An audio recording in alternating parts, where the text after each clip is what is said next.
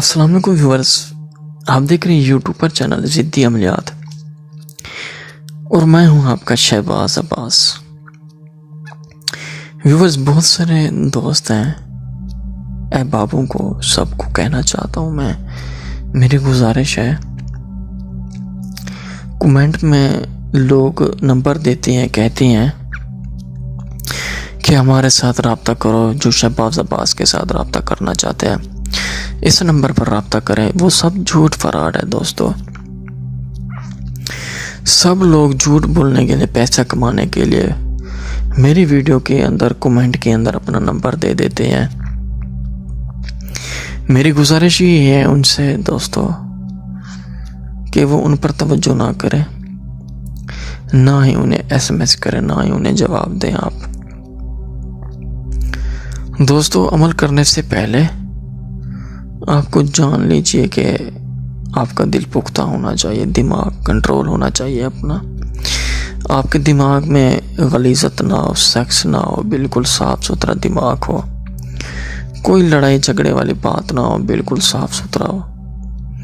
जब भी बात करें साफ़ सुथरी करें, ग़ीबत ना करें किसी की। अमल जब शुरू करें तो पहले चीज़ बांटें, 20 की बांटे, 10 की बांटे ज़रूर, या किसी फ़कीर को दे दें 10-20 रुपए। सदका ज़रूर दिया करें, 10 का दें, 20 का दें, 5 का दें, किसी को पता ना चले।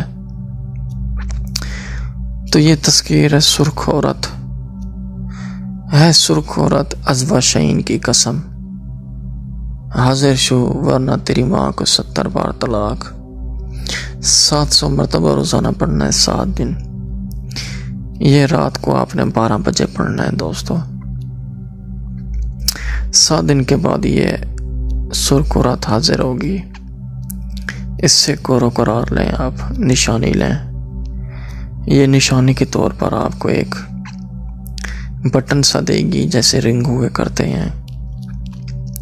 एक ऐसे उसे बटन बजाना पड़ेगा, उसकी आवाज़ सिर्फ और सिर्फ उससे सुर्ख औरत को जाएगी और यही आपको सुनाएगी बस। जब भी उस सुर्ख औरत को बुलाएंगे, उस बटन को दबाएंगे, उस वक्त हाजिर हो जाएगी। सुर्ख औरत इतनी ताकतवर औरत है, आप सोच नहीं सकते। इसे सुर्ख औरत क्यों कहा जाता है मैं आपको बताता हूँ।